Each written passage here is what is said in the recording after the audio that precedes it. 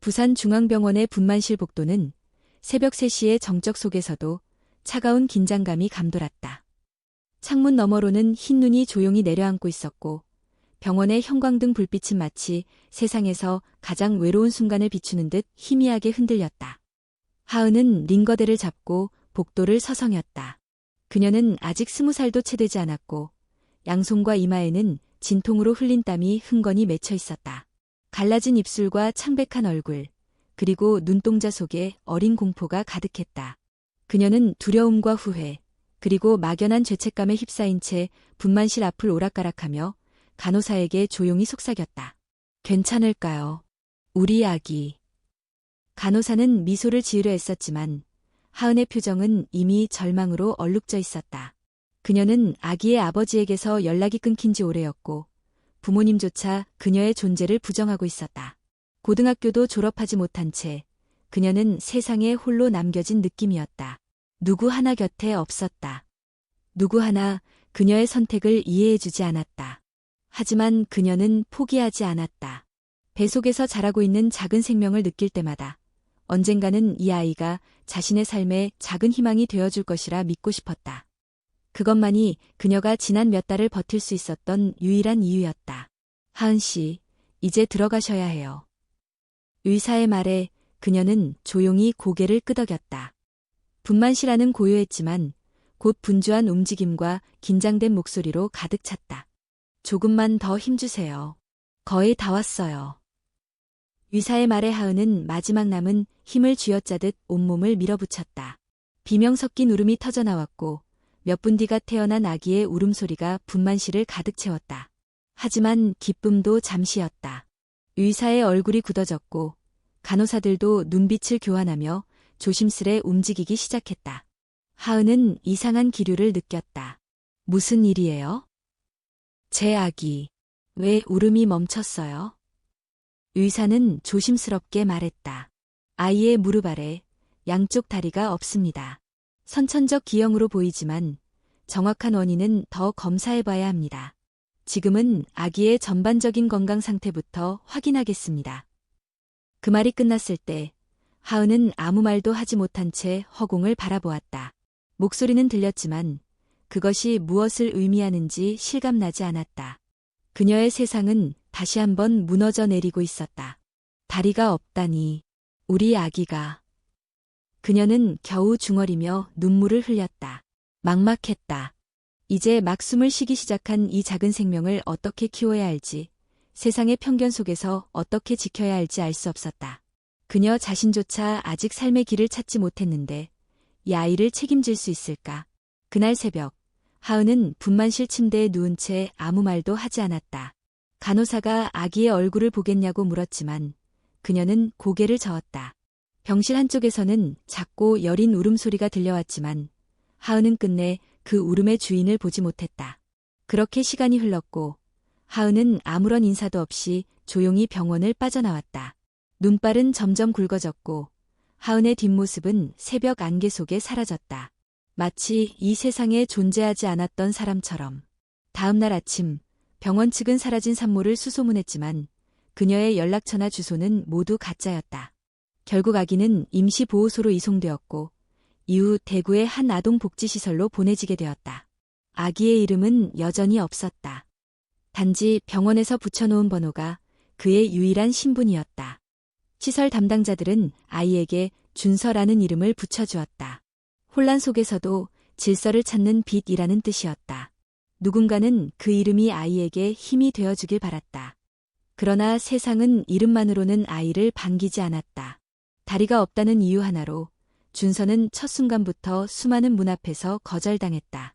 그는 아직 아무 말도 하지 못했지만 세상이 자신을 어떻게 대하는지 몸으로 기억하고 있었다. 부산의 눈은 그날 아침도 계속해서 내리고 있었다. 그 눈 속에서 다리 없는 한 아기의 인생이 조용히 시작되고 있었다. 아무도 몰랐지만 아주 먼 훗날 이 아이는 세상에 큰 울림을 주는 존재가 될 운명이었다. 아이는 대구에 위치한 한 중소형 아동복지시설로 이송되었다. 낯선 공간, 낯선 사람들, 그리고 낯선 공기 속에서 아기는 조용히, 그러나 고요히 울고 있었다. 그 울음은 귀에 잘 들리지 않는 낮은 파장으로 방안을 메웠고 직원들은 어쩐지 그 아이를 쉽게 눈에서 떼지 못했다. 아이의 이름은 없었다. 병원에서 붙여진 숫자 코드만이 그의 신원이었고 출생신고서조차 미완성이었다. 어머니는 출산 전후로 어떤 신분증도 남기지 않았고 연락처는 물론 이름마저 허위로 기재되어 있었다. 시설의 책임자인 김소영 소장은 아이를 처음 본 순간 단숨에 심장이 철렁 내려앉는 듯한 느낌을 받았다. 아이의 두 다리가 무릎 아래부터 완전히 형성되지 않았다는 사실보다 그의 눈동자가 너무도 조용하고 깊었다는 점이 더 강렬했다. 이 아이는 이름이 있어야 해요. 그래야 자신이 누구인지 알 수 있잖아요. 그날 밤 김 소장은 직원들과 상의한 끝에 한 이름을 제안했다. 준서라는 이름이었다. 은 질서를 뜻하고 는 빛나는 서광을 의미했다. 혼란 속에서 질서를 되찾고 어둠 속에서도 빛을 잃지 않기를 바라는 마음이 담겨 있었다. 다음 날 아침 아기의 침대 머리맡에는 손글씨로 쓴 작은 이름표가 붙었다. 김준서. 그것은 아이가 세상으로부터 처음으로 받은 존재의 증명이었다. 하지만 이름이 생겼다고 해서 그의 삶이 단숨에 달라지는 것은 아니었다. 준서는 다른 아이들과 달랐다. 걷지도 기어가지도 못하는 몸, 낮은 울음소리, 그리고 감정을 쉽게 드러내지 않는 얼굴. 그를 돌보는 보육교사들은 조심스럽게 다가갔지만 준서는 다른 아이들보다 훨씬 더 많은 시간이 필요했다. 처음으로 젖병을 끝까지 비운 날, 간호사들은 박수를 쳤고 준서는 잠깐 눈을 마주치고 웃었다. 그것이 그의 첫 번째 웃음이었다. 그러나 그 웃음은 오래가지 않았다. 어느 날 2살 된 준서를 본 봉사자 중 한 명이 무심코 말했다. 아이고, 저렇게 태어난 아이는 키우기도 힘들 텐데 저런 아이를 데려가겠다는 사람은 있을까요? 그 말은 준서가 알아들을 수 있는 말이 아니었지만 묘하게도 그날 밤 준서는 낯선 울음을 터뜨렸다. 보육사는 이유를 알 수 없었다. 하지만 소영 소장은 직감적으로 느꼈다. 이 아이는 느끼고 있다. 자기가 어떤 존재인지, 세상이 자기를 어떻게 바라보는지를. 3살 무렵, 준서는 다른 아이들처럼 명확하게 말은 하지 못했지만 간단한 의사표현은 할 수 있었다. 간식 시간에 좋아하는 과자를 집어들면 고개를 끄덕였고 낯선 사람이 오면 등을 돌렸다. 그리고 무엇보다 뚜렷했던 건 소리였다. 준서는 소리에 민감했다. 다가오는 발걸음, 교실 문이 열리는 소리, 다른 아이들이 뛰어노는 발걸음의 리듬. 그는 다리를 가질 수 없었지만 세상의 움직임을 소리로 감지하고 있었다. 마치 세상을 듣는 법을 먼저 배운 아이처럼. 복지시설에서는 정기적으로 입양 가능성을 열어두고 여러 부부와 매칭을 시도했지만 현실은 냉정했다. 다리가 없는 아이를 받아들이겠다는 부부는 거의 없었다. 가끔씩 진지하게 고려하겠다는 사람들도 있었지만 병원 진단서와 향후 치료 계획, 재활비용 등을 듣고 나면 결국 발걸음을 돌리곤 했다. 준서의 상태는 심각한 기형은 아닙니다. 생명에 지장이 있는 건 아니고 다른 장기나 발달도 정상입니다. 다만 보조기구와 특수치료가 지속적으로 필요하긴 합니다. 의료진의 말은 정확했지만 그것이 사람들의 마음을 바꾸지는 못했다. 죄송하지만 저희는 감당할 수 없을 것 같아요. 그 말은 준서가 4살이 될 때까지 수없이 반복되었다. 어느 날 5살이 된 준서는 보육원 마당 구석에 앉아 있었다. 다른 아이들은 삼삼오오 모여 공놀이를 하거나 뛰어놀았지만 준서는 자신이 끼어들 수 없다는 사실을 이미 알고 있었다. 그는 자신의 휠체어를 살며시 바라보며 아무 말 없이 작은 장난감을 만지작거렸다. 준서야, 같이 놀래? 간호사가 다가가 물었지만 그는 고개를 저었다. 그리고 조용히 말했다. 나는 뛰는 거 못해요. 그 말은 5살 아이가 할 말치고는 너무 어른스러웠다. 그리고 너무도 깊이 찔리는 말이었다. 그것은 단순한 현실의 수용이 아니라 나는 너희와 달라서 같은 공간에 있을 자격이 없어라는 무언의 단절 선언 같았다. 그날 밤, 김 소장은 기록 노트를 쓰다 말고 한참을 멍하니 앉아 있었다. 그녀는 속으로 생각했다. 이 아이는 자기가 세상과 분리되어 있다고 믿고 있어. 어쩌면 그 믿음이 계속된다면 아무리 좋은 기회를 줘도 마음을 열지 못할 거야. 그리고 그날 밤, 그녀는 조용히 속삭였다. 준서야, 내가 아직 모를 수도 있지만, 세상은 널 단지 없는 다리로 판단할 수 있지만, 나는 내가 가질 수 있는 마음을 먼저 봤으면 좋겠어. 그 말은 바람에 흩날렸고, 준서는 여전히 작은 침대에서 눈을 감고 있었다.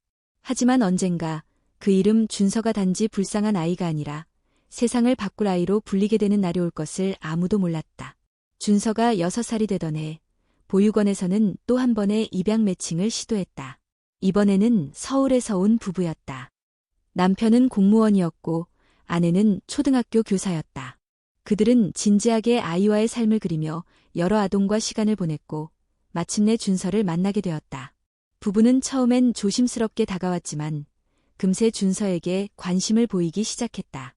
손을 잡고 같이 색연필로 그림을 그리며 웃음을 주고받기도 했다. 준서는 그들의 따뜻한 말투와 정성스러운 시선에 마음을 열기 시작했다. 그는 조용히 그러나 분명하게 말했다. 서울은 눈이 더 많이 오나요? 그 질문에 아내는 미소 지으며 대답했다. 응, 가끔은 많이 와 눈사람도 만들 수 있어. 그 대화를 나누던 순간 김 소장은 희망을 품었다. 드디어 준서에게도 가족이 생길 수 있을지도 모른다고. 하지만 며칠 뒤 부부는 보육원으로 전화를 걸어왔다. 많이 고민했지만 저희가 감당할 수 있을지 확신이 들지 않아요. 죄송합니다. 그 통화가 끝난 후 김 소장은 긴 한숨을 내쉬었다. 그리고 그날 오후 준서는 또다시 마당 구석에서 혼자 앉아 있었다. 작은 바람개비를 들고 바닥을 응시하던 그의 표정은 무표정에 가까웠다. 한참을 바라보던 김 소장은 속으로 생각했다. 이 아이는 이제 기대하지도 않는다. 기대가 클수록 상처도 깊어진다는 걸 너무 일찍 알아버렸다. 시간은 흘렀고 준서는 7살이 되었다. 법적으로 초등학교에 입학할 수 있는 나이였지만 준서를 받아줄 학교를 찾는 일은 생각보다 간단하지 않았다. 일부 학교는 시설이 미비했고 일부 교장은 장애 아동에 대한 특별 지원 경험이 부족하다는 이유로 입학을 꺼렸다. 결국 보육원에서는 인근의 사립초등학교와 협력하여 개별 상담을 거친 뒤 입학을 허가받았다. 입학 첫날 준서는 새로 맞춘 휠체어를 타고 교실로 들어섰다. 아이들은 조용해졌고 시선이 일제히 준서에게 향했다. 어떤 아이는 눈을 피했고 어떤 아이는 호기심 가득한 눈으로 준서를 응시했다. 선생님은 앞에 나와 말했다. 얘들아, 오늘부터 우리 반에 새로운 친구가 왔어. 이름은 김준서야.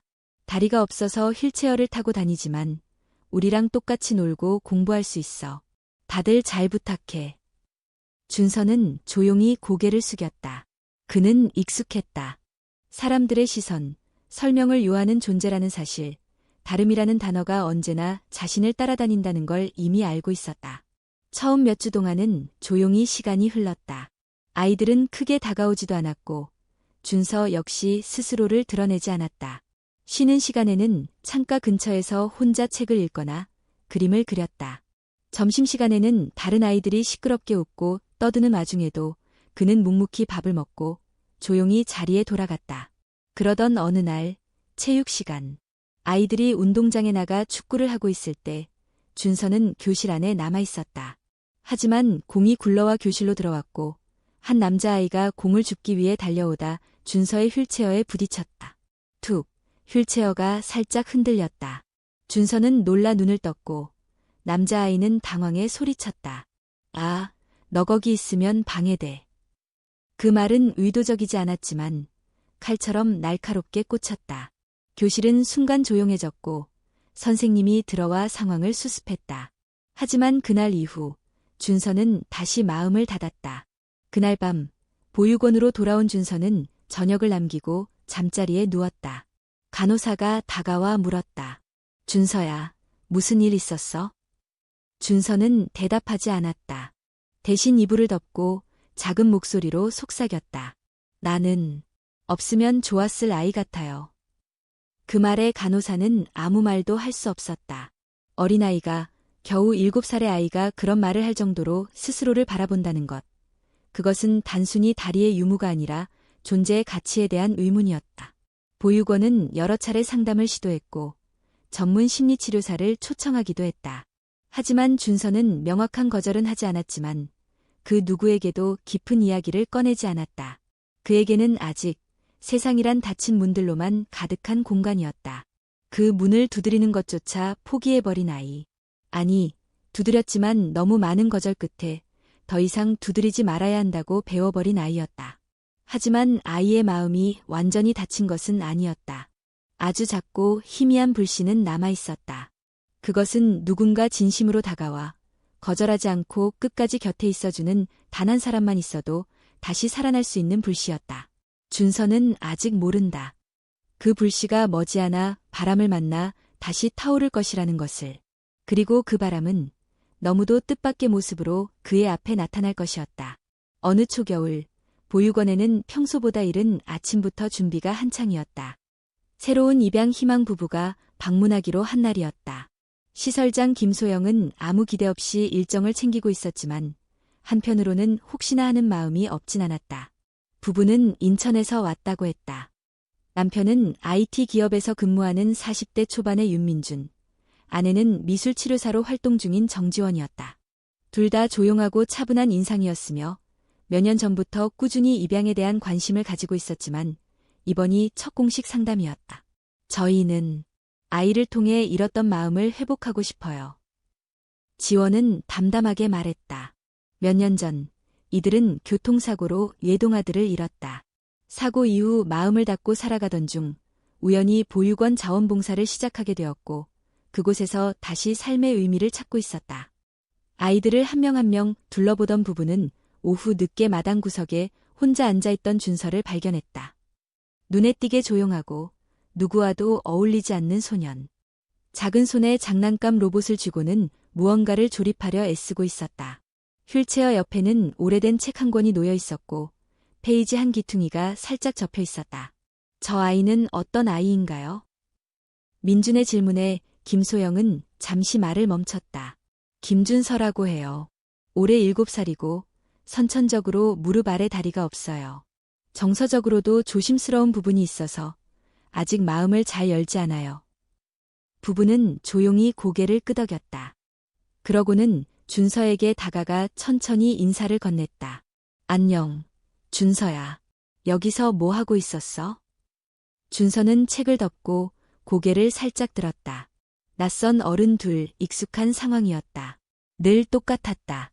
몇 마디 인사, 몇 분의 관심, 그리고 이내 사라지는 뒷모습.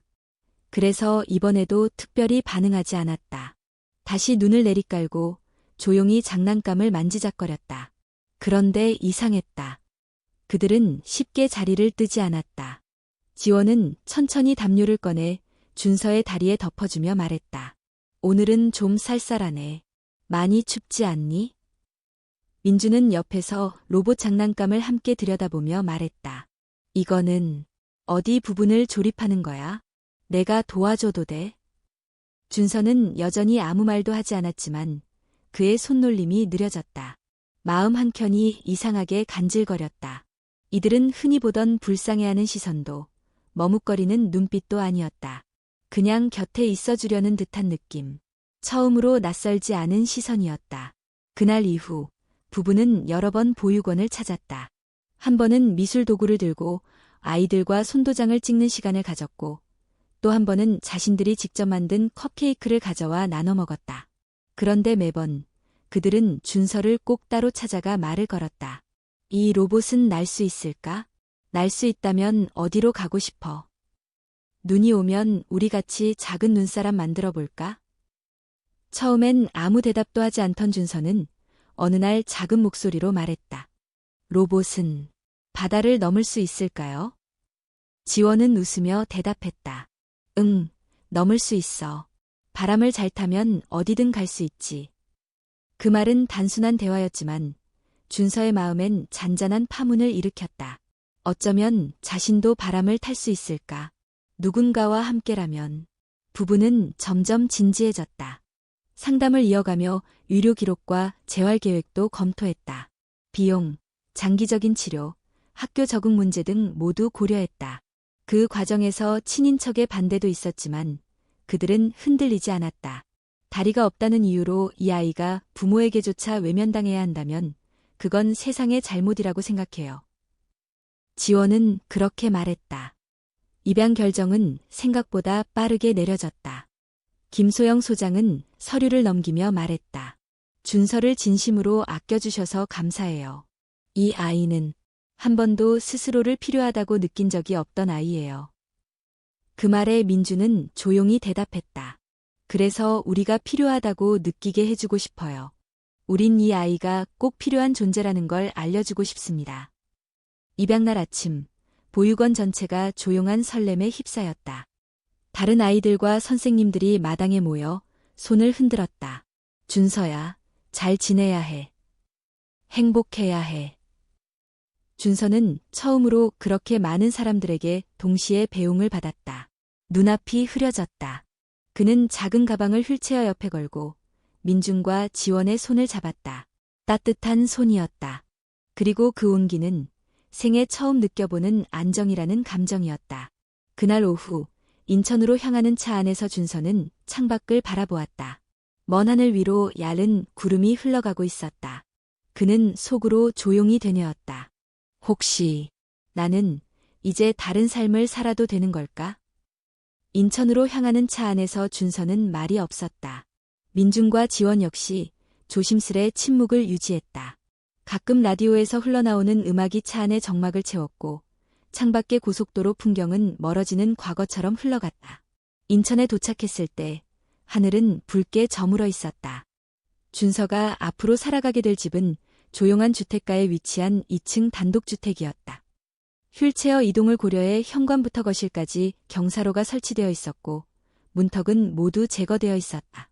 계단 대신 리프트가 마련되어 있었고 어린아이의 눈높이에 맞춘 손잡이와 버튼이 곳곳에 설치되어 있었다. 준서야, 여기가 우리 집이야. 앞으로 여기가 내 방이고 여긴 내가 밥을 먹을 식탁이야. 지원은 천천히 집안을 소개하며 준서를 이끌었다. 민주는 가방을 챙기고 준서의 휠체어를 조심스럽게 밀었다. 모든 것이 익숙하지 않았지만 준서는 낯설다는 표현조차 하지 않았다. 그는 조용히 주변을 둘러보며 머릿속으로 천천히 새로운 공간을 받아들이고 있었다. 처음 며칠은 조용했다. 준서는 아직 엄마나 아빠라는 호칭을 부르지 않았고 민준과 지원 역시 강요하지 않았다. 대신 함께 밥을 먹고 책을 읽고 잠들기 전 조용히 등을 토닥여 주었다. 그 작고 반복적인 행동들이 조심스럽게 마음의 거리를 좁혀갔다. 어느 날 저녁 지원이 말했다. 준서야, 내일은 근처 공원에 가보자. 바람도 쐬고 햇빛도 좀 받자. 준서는 고개를 끄덕였고 이튿날 처음으로 집 밖으로 나가 민준과 함께 공원 산책을 했다. 바람이 부드럽게 불었고 아이들은 자전거를 타며 웃고 있었다. 민준은 조심스럽게 물었다. 저기 뛰어다니는 아이들 보면 어떤 생각이 들어? 준서는 잠시 침묵하더니 작게 말했다. 그냥 나는 저럴 수 없다는 걸 알아요. 민준은 아무 말도 하지 않았다. 그 대신 준서의 손을 잡고 천천히 걷는 사람들을 가리켰다. 사람들은 다 달라. 누군가는 천천히 걷고 누군가는 휠체어를 타고 다니지. 중요한 건 어디로 가는지, 누구와 가는지가 아닐까? 그 말에 준서는 살짝 고개를 들어 민준을 바라보았다. 그 시선 속엔 묘한 동요가 있었다. 마치 아주 오랫동안 듣고 싶었던 말을 이제야 들은 듯한 눈빛이었다. 며칠 후 지원은 준서의 옷장을 정리하다가 오래된 가방 속에서 작은 봉투 하나를 발견했다. 병원에서 보관 중이던 서류였다. 거기에는 입양 절차와 관련한 행정서류가 들어있었고 그중 하나에 장애 아동 입양 가정 특별지원금 신청서가 끼워져 있었다. 지원은 잠시 망설였지만 특별히 숨길 생각은 없었다. 그저 그런 제도가 있다는 것을 알리고 싶었다. 저녁 식사 후 세 사람이 함께 거실에 앉아 있을 때였다. 준서야, 혹시 이 서류 기억해? 지원이 조심스럽게 봉투를 내밀며 물었다. 준서는 서류를 받아들고 한 장 한 장 넘겼다. 그중 한 페이지에서 눈길이 멈췄다. 입양가정 특별지원금. 그는 천천히 시선을 들어 지원을 바라보았다. 이건 뭐예요? 민준이 답했다. 정부에서 장애 아동을 입양한 가정에 일정 금액을 지원하는 제도야. 우리가 너를 입양하면서 그 제도를 안내받았어. 그 돈으로 내가 필요한 보조기구나 치료를 준비할 수 있으니까. 잠시 정적이 흘렀다. 준서는 말없이 서류를 내려놓았다. 그 표정엔 읽을 수 없는 감정이 담겨 있었다. 그리고 조용히 말했다. 그럼 나는 돈 때문에 입양된 건가요? 지원은 바로 부정하려 했다. 하지만 준서는 고개를 돌린 채 방으로 들어가 버렸다. 문은 닫히지 않았지만 그 문 너머로는 누구도 쉽게 다가갈 수 없는 침묵이 흐르고 있었다. 그날 밤 준서는 혼자 앉아 책상을 바라보고 있었다. 책상 위에는 자신이 그린 로봇 그림과 입양 당일 찍은 사진이 놓여 있었다. 그는 조용히 속삭였다. 또 그런 거였구나. 어쩌면 여기도 진짜 내 자리는 아닐지도 몰라. 그의 마음속에 다시금 균열이 생기고 있었다. 보육원에서 여러 번 겪었던 기대와 포기의 경험이 다시 떠올랐다. 그가 문을 닫았던 이유는 상처받지 않기 위함이었다. 그리고 이제 그는 또다시 같은 상처의 문턱에 서 있었다. 다음 날 아침, 민주는 준서에게 말을 건넸다. 준서야, 어제 이야기 때문에 마음이 불편했을 것 같아. 하지만 우리가 너를 선택한 이유는 절대 돈 때문이 아니야.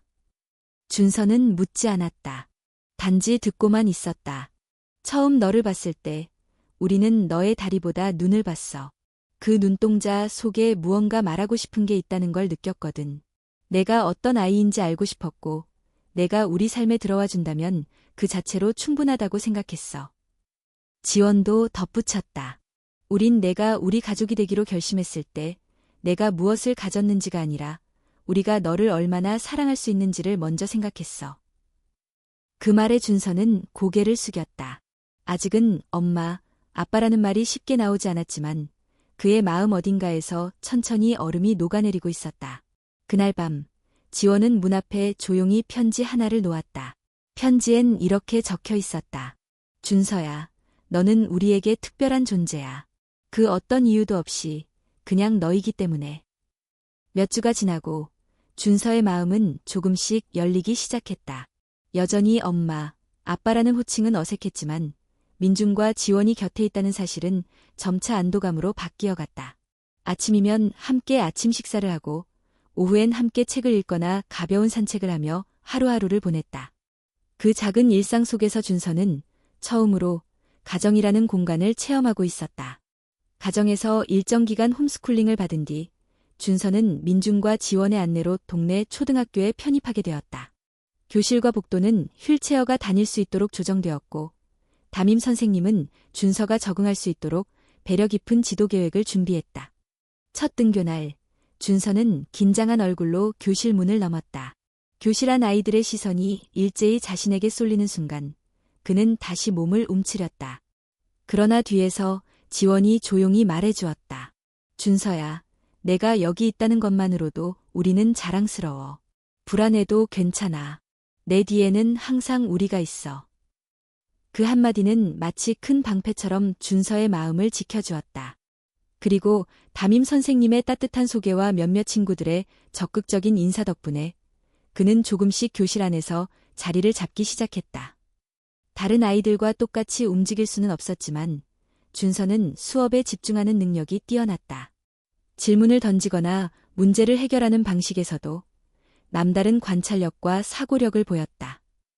그 중에서도 가장 흥미를 느낀 과목은 과학이었다.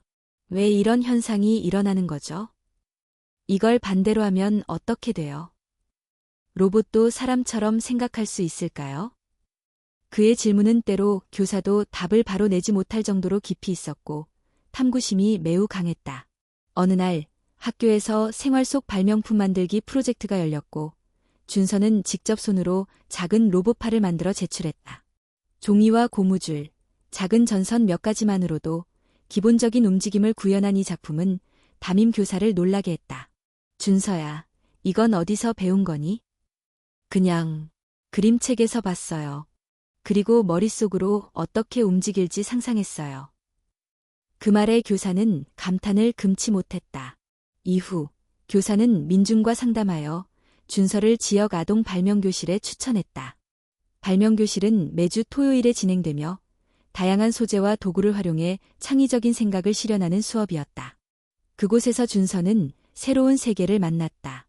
자신처럼 조용하지만 손재주가 좋은 아이들, 어려운 도전을 즐기는 선생님들, 무엇보다도 자신이 머릿속에 그려왔던 것들을 현실로 구현할 수 있는 작업 공간.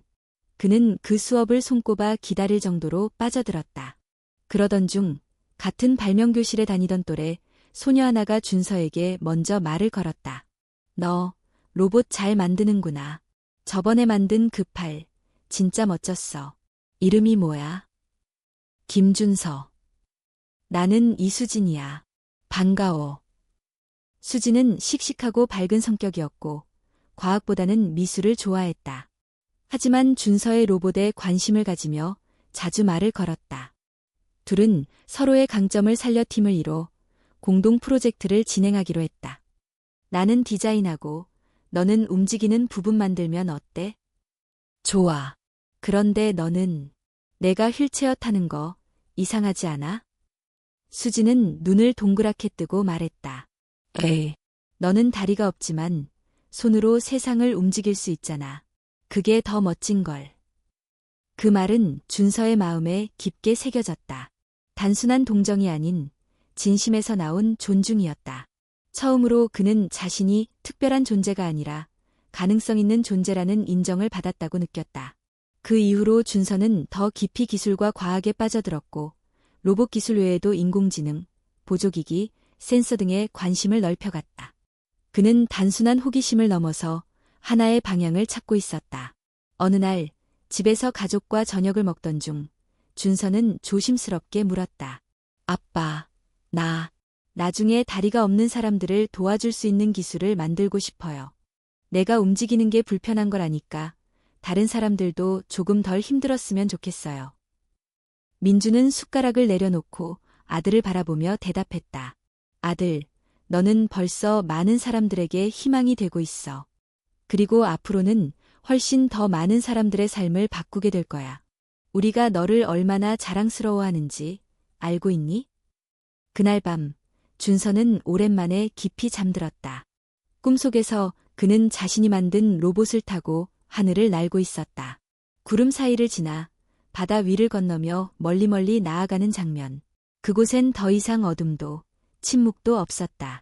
오직 가능성과 희망만이 가득했다. 그의 꿈은 이제 막 시작된 것이었다. 중학교에 진학한 후 준서는 더욱 본격적으로 로봇공학과 인공지능 기술에 몰입했다. 학교 수업 외에도 다양한 외부 세미나와 경진대회에 참가하며 경험을 쌓았고 특히 보조기기 개발 동아리에서 중심 역할을 맡아 활동했다. 그의 최종 목표는 명확했다. 자신과 같은 신체적 제약을 가진 이들이 더 편하게 일상생활을 할 수 있도록 사용자 맞춤형 인공지능 의족을 개발하는 것이었다. 이 기술은 센서가 사용자의 근육 신호와 중심 이동을 감지해 더 자연스럽게 움직임을 유도하는 구조였다. 고등학교 1학년이 되었을 무렵 준서는 같은 동아리 친구들과 함께 첫 시제품을 완성했다. 제노스, 엑슬스라는 이름이 붙여진 이 의족은 아직은 거칠고 투박했지만 작동 원리와 방향성은 매우 획기적이었다. 학교는 이 프로젝트의 잠재력을 높이 평가했고 시교육청과 협의해 GST, 광주과학기술원, 주최의 청소년창의 융합박람회에 참가할 기회를 제공했다. 박람회는 전국 각지에서 온 수백 명의 학생들과 전문가, 투자자, 언론인들이 모인 대규모 행사였다. 준서와 팀원들은 전시 부스 한쪽에서 의족의 기능을 시연할 예정이었고 이를 위해 사전에 협력한 자원봉사자가 장비를 착용해 공개 시연에 나서기로 했다. 행사 당일 긴장감이 감도는 가운데 드디어 시연이 시작되었다. 준서는 마이크를 잡고 자신이 왜 이 기술을 개발하게 되었는지 차분히 설명했다. 저는 태어날 때부터 다리가 없었습니다. 그래서 세상에 많은 문이 닫혀 있는 걸 일찍부터 배웠죠. 하지만 저는 믿습니다. 기술은 그 문을 다시 열 수 있다고. 저희가 만든 이 의족은 작은 시작이지만 누군가의 삶을 바꿀 수 있는 가능성입니다. 그 말이 끝나고 자원봉사자가 천천히 제노스를 착용한 채 몇 발자국 걸음을 내딛었다. 처음 두 걸음은 성공적이었다. 그러나 세 번째 발을 내딛는 순간 균형이 흐트러졌고 자원봉사자는 앞으로 넘어지며 바닥에 부딪혔다. 순간 주변이 정적에 휩싸였다. 누군가 괜찮아요? 라고 외쳤고 몇 명의 스태프가 급히 달려왔다. 다행히 큰 부상은 아니었지만 자원봉사자는 충격으로 얼굴이 창백해졌고 언론 카메라들은 이미 상황을 포착하고 있었다. 행사 관계자는 안전 문제를 이유로 즉시 시연을 중단시켰다. 이후 현장을 정리하는 동안 준서는 시연 공간에 홀로 남아 서 있었다. 손은 떨리고 있었고 가슴 한쪽이 서서히 무너지는 느낌이었다. 사흘 뒤 사건은 여러 언론 매체에 보도되었다. 학생이 개발한 인공지능 의족, 시연 중 사고 발생이라는 자극적인 제목과 함께 실패 장면이 반복 재생되었다. 일부 기사에는 안전성 문제를 지적하는 전문가의 인터뷰도 포함되어 있었고 온라인 댓글에는 부정적인 반응이 빠르게 확산되었다. 이래서 아마추어가 하는 개발은 위험하지. 몸으로 실험하는 거냐? 감동파리도 좋지만 사람을 다치게 하면 안 되지. 준서는 말 그대로 세상의 벽 앞에 다시 서게 되었다. 이번에는 단지 휠체어가 아닌 자신이 만들어낸 기술이 그 벽을 만든 셈이었다. 기대와 응원이 가득하던 주변의 분위기는 차가운 침묵으로 바뀌었다. 심지어 일부 학교 관계자들은 당분간 프로젝트 활동을 중단하라는 지침을 내리기도 했다. 공동 프로젝트에 참여했던 몇몇 친구들도 연락이 뜸해졌다. 당황과 실망, 혹은 두려움 때문이었다. 집에 돌아온 준서는 방 안에 틀어박혀 며칠을 지냈다. 식사도 거르고 컴퓨터도 켜지 않았다. 책상 위에는 부러진 의족 부품이 덩그러니 놓여 있었고 벽에 붙여두었던 설계도면들은 조용히 떨리고 있었다. 민중과 지원은 조심스럽게 문을 열고 물었다. 준서야, 괜찮아? 준서는 처음으로 얼굴을 돌려 말했다. 그냥 내가 괜한 짓을 한 것 같아요. 나 같은 애가 뭘 만든다는 게 그냥 잘난 척이었나 봐요. 지원은 아무 말도 하지 않고 그의 곁에 앉았다. 그리고 오래전 그가 입양되던 날 처음 본 그림, 로봇이 하늘을 나는 그림을 떠올렸다. 준서야, 실패한 건 장비야. 내가 아니야. 내 마음은 변하지 않았잖아. 그 말에 준서는 조용히 눈을 감았다. 눈물이 흐르지는 않았지만 가슴 깊은 곳에서 뭔가가 울컥 치밀어 오르고 있었다. 며칠 뒤 한 봉투가 집으로 도착했다. 발신인은 박람회 당시 준서의 시연을 지켜봤던 한 대학 교수였다. 편지에는 짧은 메시지가 담겨 있었다. 실패는 기술의 일부분입니다. 가장 좋은 기술자들은 넘어지는 법부터 정확히 기억하죠. 저는 당신의 눈빛에서 끝까지 나아갈 사람의 의지를 봤습니다. 포기하지 마세요. 그 편지는 준서의 마음에 다시 불씨를 피워줬다. 아직은 작고 흔들리는 불빛이었지만 분명히 다시 타오를 준비를 하고 있었다. 의족 시연 실패 이후 몇 달이 지났다. 준서는 서서히 일상을 회복해 나갔고 기술 개발은 잠시 멈췄지만 학교 수업과 독서, 간단한 설계 스케치를 다시 시작했다. 아직 공개적인 활동은 자제하고 있었지만 그의 마음속에는 다시 일어나야 한다는 의지가 자리 잡기 시작했다. 그즈음 서울의 한 청소년 과학 인재 포럼에서 특별 강연 요청이 들어왔다. 과학 기술을 통해 사회적 약자를 돕는 사례로 주목을 받은 몇 명의 청소년 중 하나로 준서도 초청된 것이다. 주최 측은 이전의 사고에도 불구하고 그가 보여준 태도와 방향성에 높은 평가를 하고 있었다. 강연 당일 준서는 정장을 입고 민중과 지원과 함께 행사장에 도착했다. 행사장은 대학 강당으로 이미 수백 명의 학생들과 학부모, 교수진, 기자들로 북적이고 있었다. 무대에 오른 준서는 담담하게 자신의 이야기를 꺼냈다. 저는 태어날 때부터 다리가 없었습니다. 그래서 걷는 것, 뛰는 것, 계단을 오르는 것조차 상상으로만 가능한 삶을 살아왔습니다. 하지만 기술이 있다면 그런 상상을 현실로 바꿀 수 있지 않을까 생각했습니다. 아직은 부족하고 실패도 겪었지만 저는 계속 나아갈 겁니다. 기술이 사람을 살릴 수 있다는 믿음은 변하지 않으니까요. 강연이 끝나자 박수가 이어졌고 몇몇 학생들은 직접 다가와 질문을 하기도 했다. 그런데 그 무리 뒤쪽, 조용히 앉아있던 한 중년 여성이 준서를 바라보고 있었다. 단정한 베이지색 코트, 짙은 갈색의 짧은 머리, 손에는 조그마한 보자기를 꼭 쥐고 있었다. 준서가 휠체어를 타고 퇴장하려는 순간 그녀가 조심스레 다가와 조용히 말을 걸었다. 준서, 너 많이 컸구나. 그 목소리는 낮고 조심스러웠지만 낯설지 않았다. 단어 하나하나에 이상할 정도로 익숙한 울림이 있었다. 준서는 몸을 멈추고 그녀를 올려다보았다. 누구세요? 여자는 한참 동안 말을 잇지 못했다. 눈동자가 떨렸고 숨소리가 거칠었다. 그러다 조용히 입을 열었다. 나는 내가 태어난 날 병원에 있었던 사람이야. 순간 시간과 공간이 멈춘 듯했다. 준서는 무언가 가슴 깊은 곳에서 끓어오르는 걸 느꼈다. 분노도 아니었고 눈물도 아니었다.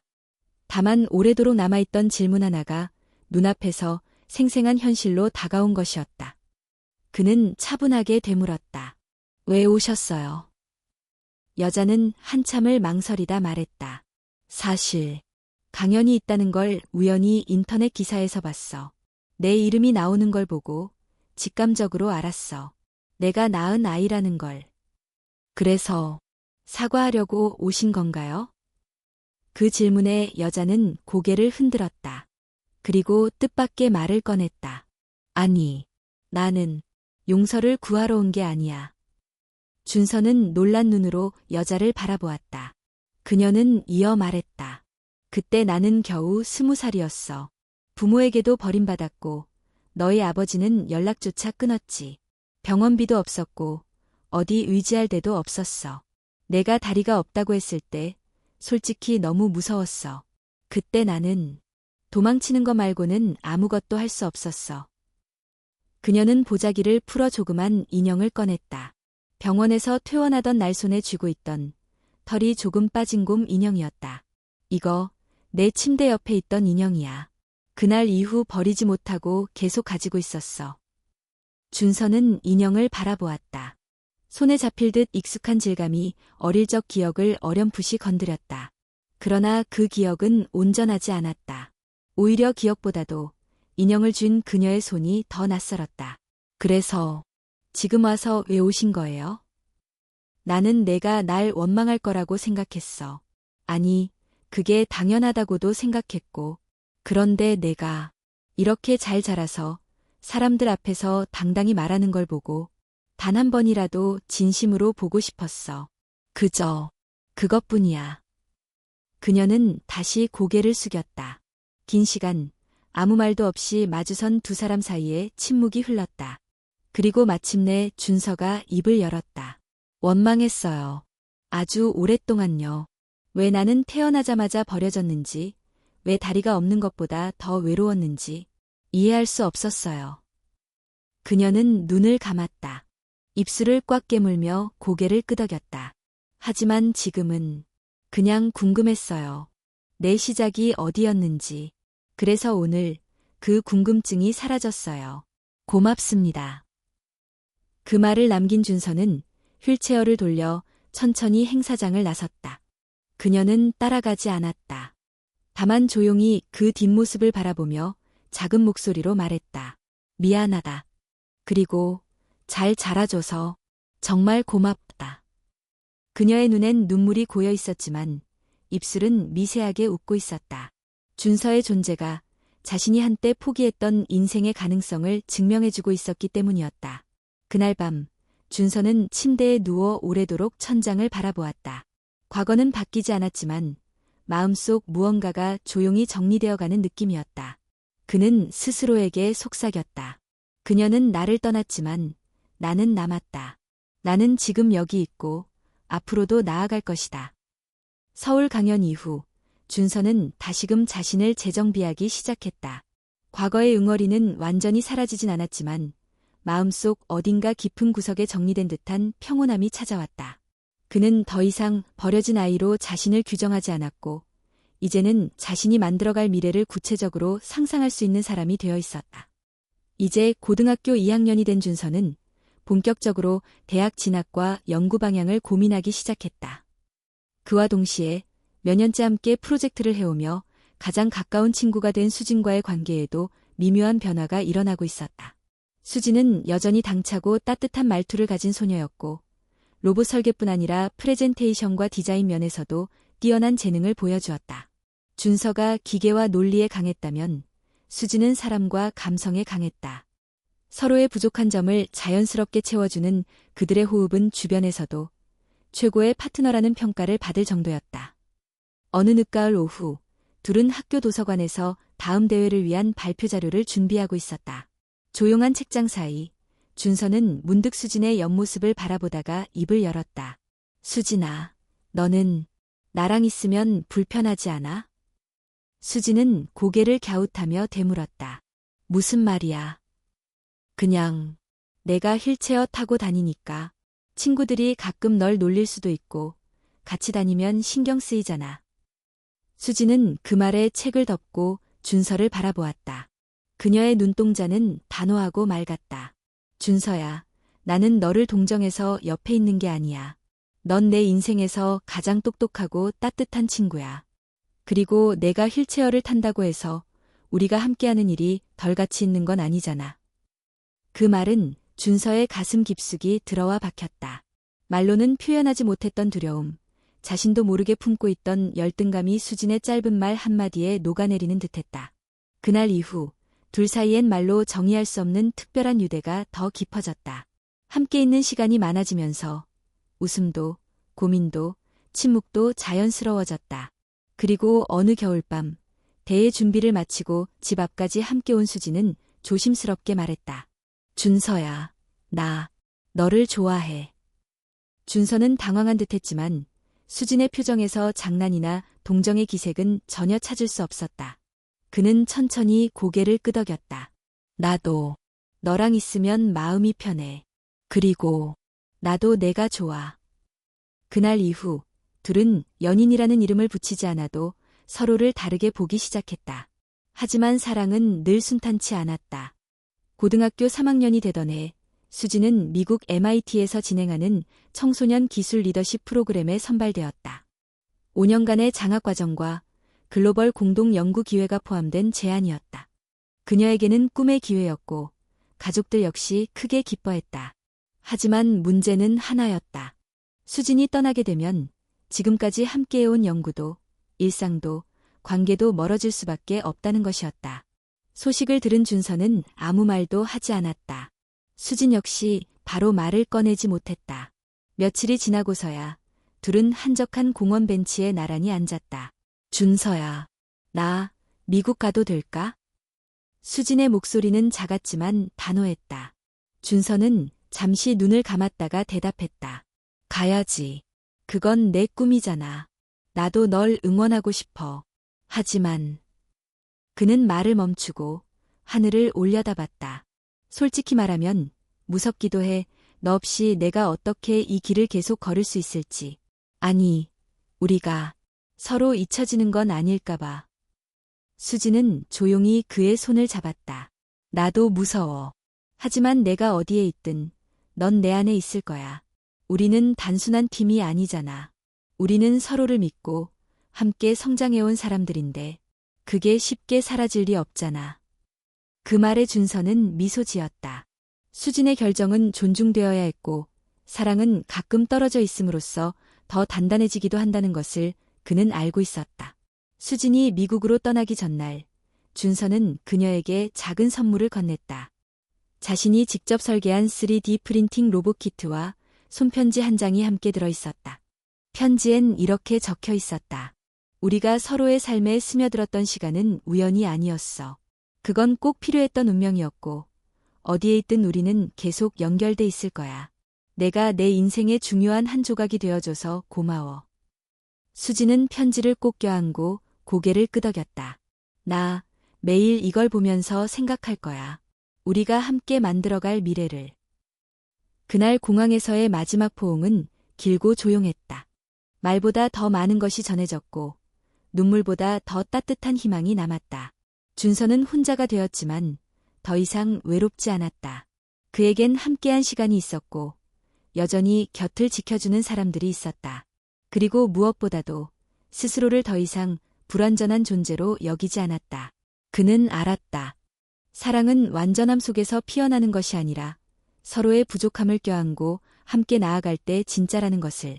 수진이 미국으로 떠난 후 준서는 고등학교 3학년 생활에 더욱 집중했다. 그해 그는 전국 과학발명 경진대회에서 사용자 맞춤형 스마트 보조이족 시스템이라는 주제로 대상을 수상했고, 이를 계기로 서울의 명문대학 로봇공학과의 장학생으로 합격했다. 대학 생활은 준서에게 또 다른 도전이었다. 그는 첫 학기부터 연구실 인턴으로 참여하며 다양한 기술과 사람을 접했다. 하지만 그가 가장 집중한 분야는 변함없이 보조기술이었다. 그는 단순히 기계적인 완성도를 넘어서 실제 사용자들의 삶을 바꾸는 기술을 만들고자 했다. 어느 날, 그는 수업 중 교수의 질문에 대답하며 말했다. 보조기술은 기술 그 자체보다도 인간에 대한 이해가 먼저여야 한다고 생각합니다. 기술이 인간을 끌고 가는 것이 아니라 인간의 삶을 따뜻하게 감싸주는 것이어야 하니까요. 그 말은 교수와 학생들의 마음에 깊은 인상을 남겼다. 이후 교수는 준서를 정식 연구실 멤버로 받아들이고 국책과제에 함께 참여하도록 했다. 그 프로젝트의 핵심은 AI 기반의 사용자 반응 감지 시스템과 이를 통한 적응형 의족 기술이었다. 연구에 몰두한 준서는 자주 밤을 새웠다. 실험실 불은 새벽까지 꺼지지 않았고 컴퓨터 앞에는 수없이 고쳐 쓴 코드와 설계도가 쌓였다. 실패도 많았지만 그는 포기하지 않았다. 오히려 실패는 더 나은 방향을 위한 디딤돌이라고 믿었다. 그의 노력은 결실을 맺기 시작했다. 졸업을 앞두고 개발한 2세대 스마트 의족은 실제 장애인 사용자들과의 테스트에서 높은 만족도를 기록했고, 국내 주요 병원과 협약을 맺어 상용화를 추진하게 되었다. 그 기술은 단순한 보조기기가 아닌 사람과 기계가 상호작용하며 진화하는 새로운 플랫폼이었다. 이러한 성과를 계기로 준서는 대학 졸업과 동시에 기술 스타트업을 창업했다. 이름은 노매드였다. 고정된 다리 없이도 어디든 갈 수 있다는 의미가 담겨 있었다. 회사는 빠르게 성장했고 수많은 기술 박람회에서 주목받았다. 어느 날 그는 해외 언론과의 인터뷰에서 이렇게 말했다. 저는 태어날 때부터 다리가 없었습니다. 하지만 그 사실이 제 인생을 제한하지는 않았습니다. 오히려 그것이 저를 생각하게 만들었고 더 많은 사람들과 연결되게 해주었습니다. 기술이 저처럼 보이지 않는 문턱에 부딪힌 사람들에게 새로운 길이 되기를 바랍니다. 인터뷰는 큰 반향을 불러일으켰고 그의 이야기는 다시 한번 세상의 관심을 받았다. 그러나 그는 유명세에 취하지 않았다. 그에게 중요한 것은 여전히 사람이었고 현장이었다. 그는 직접 복지관과 병원을 방문해 사용자의 목소리를 들었고 피드백을 기술에 반영했다. 또한 아동용 보조기기를 개발해 경제적 여건이 어려운 가정에 무상으로 지원하는 작은 날개 프로젝트도 시작했다. 그 프로젝트의 첫 수혜자는 충북의 한 시골에 사는 8살 소년이었다. 그 아이는 준서를 보자마자 조심스럽게 물었다. 형도 다리 없어요? 준서는 웃으며 대답했다. 응, 형도 너랑 똑같아. 근데 지금은 어디든 갈 수 있어. 너도 곧 그렇게 될 거야. 그날 이후 아이의 얼굴에는 처음으로 환한 미소가 떠올랐다. 수진과의 관계도 여전히 이어지고 있었다. 영상통화와 메일을 통해 서로의 일상을 공유했고 졸업 후 수진은 한국으로 돌아와 미디의 연구원으로 합류했다. 둘은 자연스럽게 다시 한 팀이 되었고 이번엔 함께 미래를 그리는 파트너 이상의 존재가 되었다. 몇 년 후 두 사람은 조용한 바닷가 마을에서 소규모 결혼식을 올렸다. 민준과 지원은 눈시울을 붉히며 말했다. 준서야, 내가 이 자리까지 온 게 우리가 아니라 바로 너 자신 덕분이란 걸 항상 기억하렴. 그리고 오늘 진심으로 축하한다. 결혼식 이후 엔미디는 아시아와 유럽 시장에도 진출하며 글로벌 보조기기 기업으로 성장했다. 그러나 준서는 여전히 본인의 이름을 앞세우지 않았다. 어느 인터뷰에서 그가 말했다. 내 이름이 아니라 내가 만든 기술이 기억되었으면 합니다. 사람들에게 남는 것은 결국 변화와 용기니까요. 시간이 흘러 그는 대한민국 국회에서 열린 과학으로 사회를 바꾸는 청년 특강의 연사로 초청되었다. 많은 이들이 모인 강당에서 그는 조용히 마이크를 들었다. 제가 태어났을 때 사람들은 말했습니다. 다리가 없으니 인생이 어렵겠구나. 하지만 저는 제 인생을 어렵게 만든 것은 다리의 유무가 아니라 가능성을 가로막는 시선이라고 생각합니다. 그리고 저는 증명하고 싶었습니다. 아이에게 필요한 건 다리가 아니라 기회를 주는 손과 믿어주는 마음이라는 걸. 그의 마지막 말에 청중은 오랫동안 박수를 멈추지 못했다. 그리고 어딘가 조용히 그 박수를 함께 들으며 눈물을 훔치고 있을 누군가도 있었을 것이다. 바로 준서의 생모처럼 한때 자신도 도망칠 수밖에 없었던 사람들. 그리고 이제 다시 누군가를 믿고 싶은 용기를 낸 사람들. 이야기는 끝났지만 준서의 길은 계속되고 있었다. 그는 더 넓은 세상으로 나아가며 보이지 않는 다리로 세상과 사람을 이어주고 있었다. 기술과 마음으로 그 누구도 소외되지 않는 세상을 향해.